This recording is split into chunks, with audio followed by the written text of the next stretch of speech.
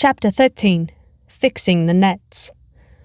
Sir Henry was more pleased than surprised to see Sherlock Holmes, for he had some days been expecting that recent events would bring him down from London. He did raise his eyebrows, however, when he found that my friend had neither any luggage nor any explanation for its absence. Between us, we soon supplied his wants, and then over belated supper we explained to the baronet as much of our experience as it seemed desirable that he should know. But first, I had the unpleasant duty of breaking the news to Barrymore and his wife. To him, it may have been an unmitigated relief, but she wept bitterly into her apron. To all the world he was the man of violence, half animal and half demon, but to her he always remained the little wilful boy of her own girlhood, the child who had clung to her hand. Evil indeed is the man who has not one woman to mourn him. "I've been moping in the house all day since Watson went off in the morning," said the baronet. "I guess I should have some credit, for I've kept my promise. If I hadn't sworn not to go about alone, I might have had a more lively evening, for I had a message from Stapleton asking me over there." "I have no doubt that you would have had a more lively evening," said Holmes dryly. "By the way, I don't suppose you appreciate that we have been mourning over you as having broken your neck?" Sir Henry opened his eyes. "How was that?" "This poor wretch was dressed in your clothes. I fear your servant who gave them to him may get into trouble with the police." "That is unlikely. There was no mark on any of them as far as I know." "That's lucky for him. In fact, it's lucky for all of you, since you were all on the wrong side of the law in this matter. I'm not sure that as a conscientious detective my first duty is not to arrest the whole household. Watson's reports are most incriminating documents." "But how about the case?" asked the baronet. "Have you made anything out of the tangle?" "I don't know that Watson and I are much wiser since we came down." "I think that I shall be in a position to make the situation rather more clear to you before long. It has been an exceedingly difficult and most complicated business. There are several points upon which we still want light, but it is coming all the same. We've had one experience, as Watson no doubt told you. We heard the Hound on the moor, so I can swear that it is not all empty superstition. I had something to do with dogs when I was out west, and I know one when I hear one. If you can muzzle that one and put him on a chain, I'll be ready to swear you are the greatest detective of all time. I think I will muzzle him and chain him all right, if you will give me your help.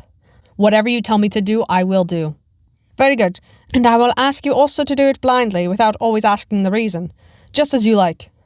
If you do this, I think the chances are that our little problem will soon be solved. I have no doubt He stopped suddenly and stared fixedly up over my head into the air. The lamp beat upon his face, and so intent was it, and so still, that it might have been that of a clear-cut classical statue, a personification of alertness and expectation. "What is it?" we both cried. I could see as he looked down that he was repressing some internal emotion. His features were still composed, but his eyes shone with amused exultation. "Excuse the admiration of a connoisseur," said he as he waved his hands towards the line of portraits which covered the opposite wall. "Watson won't allow that I know anything of art, but that is mere jealousy, because our views upon the subject differ. Now these are a really very fine series of portraits." "Well, I'm glad to hear you say so," said Sir Henry, glancing with some surprise at my friend. "I don't pretend to know much about these things, and I'd be a better judge of a horse or a steer than of a picture. I didn't know that you found time for such things." "I know what is good when I see it, and I see it now. That's a Nella, I'll swear. That lady in the blue silk over yonder, and the stout gentleman with the wig ought to be a Reynolds. They are old family portraits, I presume?" "Every one. Do you know the names? Barrymore has been coaching me in them, and I think I can say my lessons fairly well. Who's the gentleman with the telescope?" "That is Rear Admiral Baskervilles, who served under Rodney in the West Indies. The man with the blue coat and the roll of paper is Sir William Baskerville, who was a chairman of committees of the House of Commons under Pitt." "And this cavalier opposite to me, the one with the black velvet and the lace?" "Ah, you have a right to know about him. That is the cause of all the mischief, the wicked Hugo who started the Hound of the Baskervilles. We are not likely to forget him." I gazed with interest and some surprise upon the portrait. "Dear me," said Holmes. "He seems a quiet, meek-mannered man enough, but I dare say that there is a lurking devil in his eyes. I'd pictured him as a more robust and ruffianly person." "There's no doubt about the authenticity, for the name and the date, 1647, are on the back of the canvas." Holmes said little more, but the picture of the old roisterer seemed to have a fascination for him, and his eyes were continually fixed upon it during supper. It was not until later, when Sir Henry had gone to his room, that I was able to follow the trend of his thoughts. He led me back into the banqueting hall, his bedroom candle in his hand, and he held it up against the time-stained portrait on the wall. "Do you see anything there?" I looked at the broad, plumed hat, the curling love locks, at the white lace collar, and the straight, severe face which was framed between them. It was not a brutal countenance, but it was prim, hard, and stern, with a firm-set, thin-lipped mouth and a coldly intolerant eye. "Is it like anyone you know?" "There is something of Sir Henry about the jaw." "Just a suggestion, perhaps, but wait an instant." He stood upon a chair, and holding up the light in his left hand, he curved his right arm over the broad hat and round the long ringlets. "Good heavens!" I cried in amazement. The face of Stapleton had sprung out of the canvas. "Ah, you see it now. My eyes have been trained to examine faces and not their trimmings. It is the first quality of a criminal investigator that he should see through a disguise." "But this is marvellous. It might be his portrait." "Yes, it is an interesting instance of a throwback, which appears to be both physical and spiritual. A study of family portraits is enough to convert a man to the doctrine of reincarnation. The fellow is a Baskerville, that is evident." "With designs upon the succession." "Exactly. This chance of the picture has supplied us with one of our most obvious missing links. We have him, Watson, we have him, and I dare swear that before tomorrow night he will be fluttering in our net as helpless as one of his own butterflies. A pin, a cork, and a card, and we add him to the Baker Street collection." He burst into one of his rare fits of laughter as he turned away from the picture. I have not heard him laugh often, and it has always boded ill to somebody. I was up betimes in the morning, but Holmes was afoot earlier still, for I saw him as I dressed coming up the drive. "Yes, we should have a full day today," he remarked, and he rubbed his hands with the joy of action. "The nets are all in place, and the drag is about to begin. We'll know before the day is out whether we have caught our big, lean-jawed pike, or whether he has got through the meshes." "Have you been on the moor already?" "I have sent a report from Grimpen to Princetown as to the death of Selden.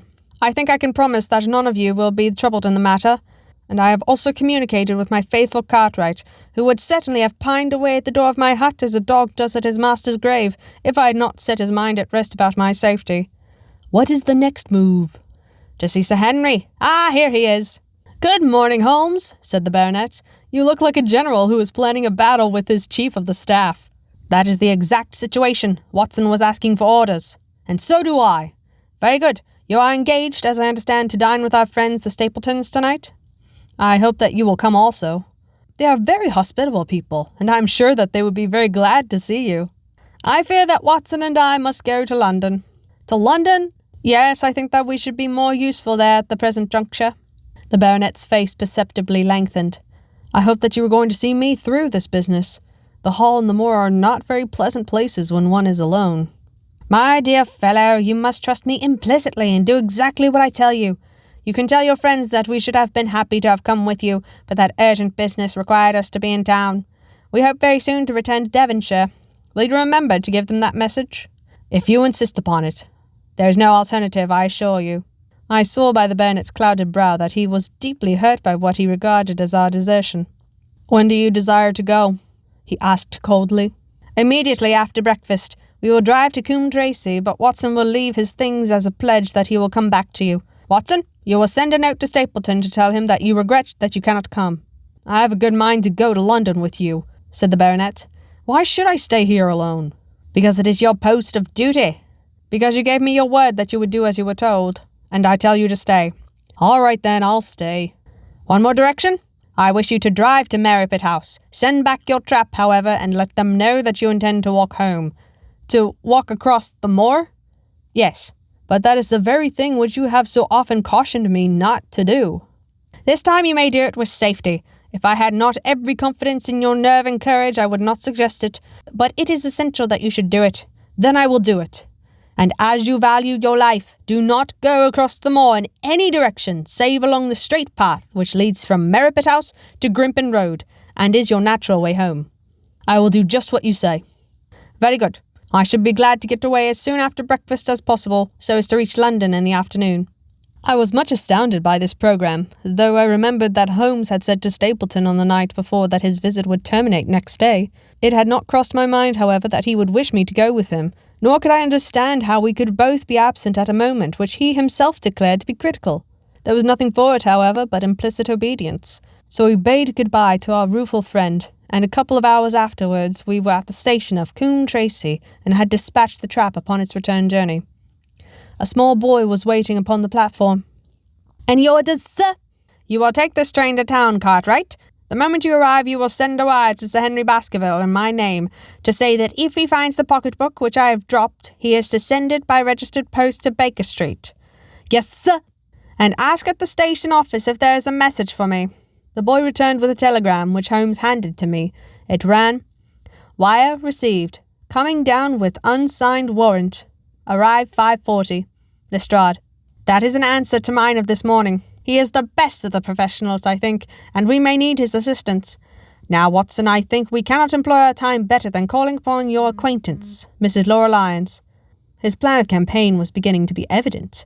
He would use the baronet in order to convince the Stapletons that we were really gone, while we should actually return at the instant when we were likely to be needed.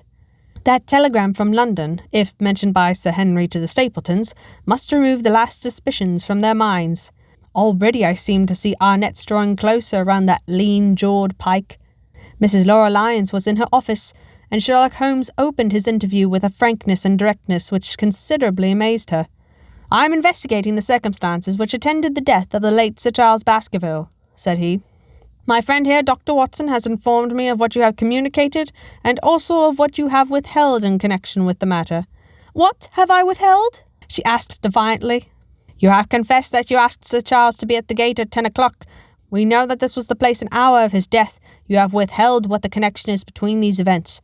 "There is no connection." "In that case, the coincidence must indeed be an extraordinary one. But I think that we shall succeed in establishing a connection after all. I wish to be perfectly frank with you, Mrs. Lyons. We regard this case as one of murder, and the evidence may implicate not only your friend Mr. Stapleton, but his wife as well." The lady sprang from her chair. "His wife?" she cried. "The fact is no longer a secret. The person who has passed for his sister is really his wife." Mrs. Lyons had resumed her seat. Her hands were grasping the arms of her chair, and I saw that the pink nails had turned white with the pressure of her grip. "His wife!" she said again. "His wife! He is not a married man." Sherlock Holmes shrugged his shoulder. "Prove it to me! Prove it to me! And if you can do so—" The fierce flash of her eyes said more than any words. "I've come prepared to do so," said Holmes, drawing several papers from his pocket. "Here's a photograph of the couple taken in York 4 years ago. It is endorsed Mr. and Mrs. Vandeleur, but you have no difficulty in recognizing him, and her also if you know her by sight. Here are 3 written descriptions by trustworthy witnesses of Mr. and Mrs. Vandeleur, who at that time kept St. Oliver's private school. Read them, and see if you can doubt the identity of these people." She glanced at them, and then looked up at us with the set, rigid face of a desperate woman. "Mr. Holmes," she said, "this man has offered me marriage on condition that I could get a divorce from my husband. He has lied to me, the villain, in every conceivable way. Not one word of truth has he ever told me. And why? Why? I imagined that all was for my own sake, but now I see that I was never anything but a tool in his hands. Why should I preserve faith with him, who never kept any with me? Why should I try to shield him from the consequences of his own wicked acts? Ask me what you like, and there is nothing which I shall hold back. One thing I swear to you, and that is that when I wrote the letter I never dreamed of any harm to the old gentleman, who had been my kindest friend." "I entirely believe you, madam," said Sherlock Holmes. "The recital of these events must be very painful to you, and perhaps it will make it easier if I tell you what occurred, and you can check me if I make any material mistake. The sending of this letter was suggested to you by Stapleton? He dictated it. I presume that the reason he gave you this was that you would receive help from Sir Charles for the legal expenses connected with your divorce?" "Exactly." "And then after you had sent the letter, he dissuaded you from keeping the appointment?" "He told me that it would hurt my self-respect, that any other man should find the money for such an object, and that though he was a poor man himself, he would devote his last penny to removing the obstacles which divided us. He appears to be a very consistent character. And then you heard nothing until you read the reports of the death in the paper?" "No." "And he made you swear to say nothing about your appointment with Sir Charles?" "He did. He said that the death was a very mysterious one, and that I should certainly be suspected if the facts came out. He frightened me into remaining silent." "Quite so. But you had your suspicions?" She hesitated and looked down. "I knew him," she said. "But if he had kept faith with me, I should have always done so with him." "I think that on the whole you have had a fortunate escape," said Sherlock Holmes. "You have had him in your power, and he knew it. And yet you are alive. You have been walking for some months very near to the edge of a precipice. We must wish you good morning now, Mrs. Lyons, and it is probable that you will very shortly hear from us again." "Our case becomes rounded off, and difficulty after difficulty thins away in front of us," said Holmes as we stood waiting for the arrival of the express from town. "I shall soon be in the position of being able to put into a single connected narrative one of the most singular and sensational crimes of modern times. Students of criminology will remember the analogous incidents in Godno, in Little Russia, in the year 66, and of course there are the Anderson murders in North Carolina, but this case possesses some features which are entirely its own. Even now we have no clear case against this very wily man, but I shall be very much surprised if it is not clear enough before we go to bed this night." The London Express came roaring into the station, and a small, wiry bulldog of a man had sprung from a first-class carriage. We all three shook hands, and I saw at once from the reverential way in which Lestrade gazed at my companion that he had learned a good deal since the days when they had first worked together. I could well remember the scorn which the theories of the reasoner used then to excite in the practical man. "Anything good?" he asked. "The biggest thing for years," said Holmes. "We have 2 hours before we need think of starting. I think we might employ it in getting some dinner, and then, Lestrade, we will take the London fog out of your throat by giving you a breath of the pure night air of Dartmoor. Never been there? Ah, well, I don't suppose you will forget your first visit."